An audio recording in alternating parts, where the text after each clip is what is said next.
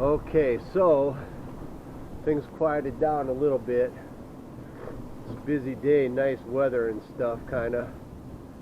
So I posted about how the various scriptures have similarities. Revelation 6 with Matthew 27 with other scriptures besides that. And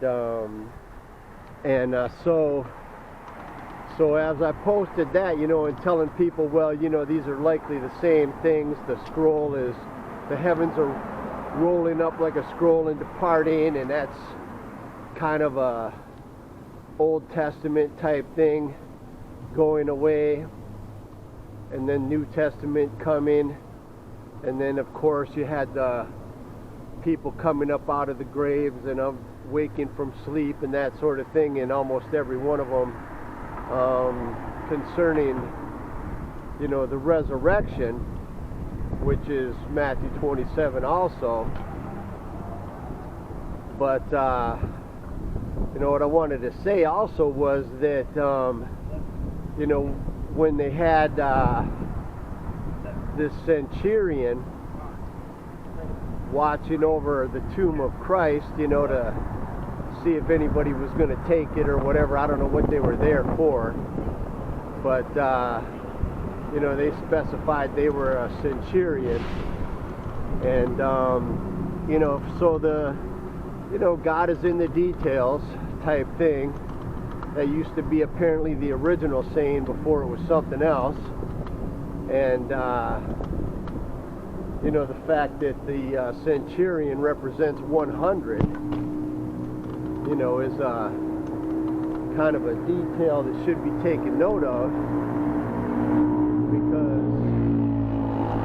100 is basically the year of age that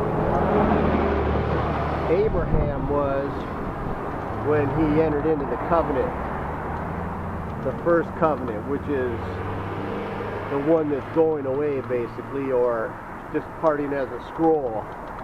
I won't say go away, but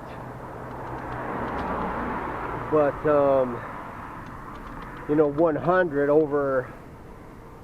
over Jesus now at the time of his resurrection could also just symbolize that 100, that number, which apparently is this number that Abraham was in years when he made the covenant, the first one.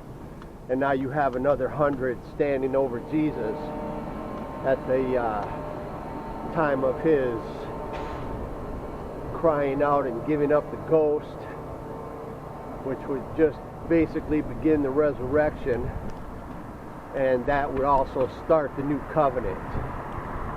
So, to let people know that, what I'm saying, even if I don't even know what I'm saying, I'm usually right. I don't care. It's the hard part is having to come back and answer these questions, and I got to tell you that don't do that. People question you right away, and you think something or you say something and you're not sure why. Don't give in to people's criticisms of it.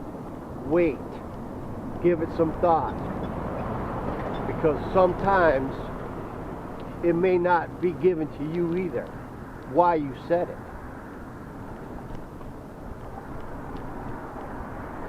And so just to let you know that once I mentioned predisposition, you can't have predisposition.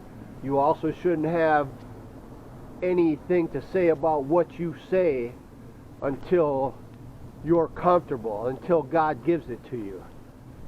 Because that's a lot of times how they trap people, is they get you to speak fast, be slow to speak. And so that's just something I wanted to point out, because that's basically how a lot of people work. There's some fast talkers in the world, and there's some fast thinkers. I'm not one of them. So I kind of just lay back sometimes and let it sink in. Sometimes it takes a while. And so, you know, don't be disappointed if that's the case, you know. But in this case, the 100 is likely representative of the 100, which is some number of representing this God entering into a covenant with his people. And which is why the centurion is there, and it says the centurion is there with others, plural. So there may have been another, at least one or two more there. And what is the witness is, whenever there are 2 or 3 gathered together in my name, there I am in the midst. And that is Matthew 18:20, if I'm not mistaken. And then you get into Matthew 27:54 that talks about the centurion. It also, if I'm not mistaken, and how that there was more people with them, which is used to witness something, by the way. That's the whole idea, is evidence, proof, witness. You know, it's not like the world where you just say things and it don't matter if you're wrong. This is how God does things. Prove all things. And that's one of the reasons I don't question that the world has been fairly standoffish about Christianity, because it may not be as profitable to tell the truth as it is to be able to exaggerate or to lie even, and that sort of thing. But that's just something that I wanted to mention, you know, was when I'm telling you something, it's usually right. You don't have to worry too much. A lot of the things that people, if they criticize what I have to say, and believe me, I don't question, there's some high up people that have read my blog. There's some high up people that persecuted me before I wrote the blogs. They were greatly concerned about me. And so now that it's kind of like where I'm posting it on the internet, I don't care about shadow ban, whatever. It's nothing stopping people from talking, as far as I know, that they can tell somebody else, like that old commercial for shampoo back in the day. You know, they tell 2 friends and they tell 2 friends, and so on and so on. That's basically how it should be done anyway. So, you know, they talk about shadow ban. I don't care. If one person reads it, that should be enough. That's the whole idea behind the mustard seed in the first place. Is it's just one little tiny seed and it's supposed to grow really big. And so these people that say, oh, shadow ban and all that, I don't care. I really don't care. They're not going to control me with their AI or their tech. I mean, if it's open to the public, it's open to me, basically. And so, you know, it's hopefully, anyway. So that's one of the things also that I let people know, is that if you should really be posting or commenting or getting other people to understand that what I'm telling you about the Bible is likely the case.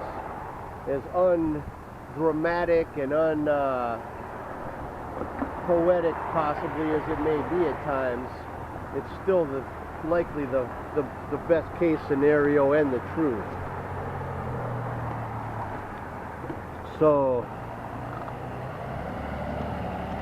you know, that's one of the things that I wanted to say, because a lot of the, you know, people now, I'll start that another conversation here. Let me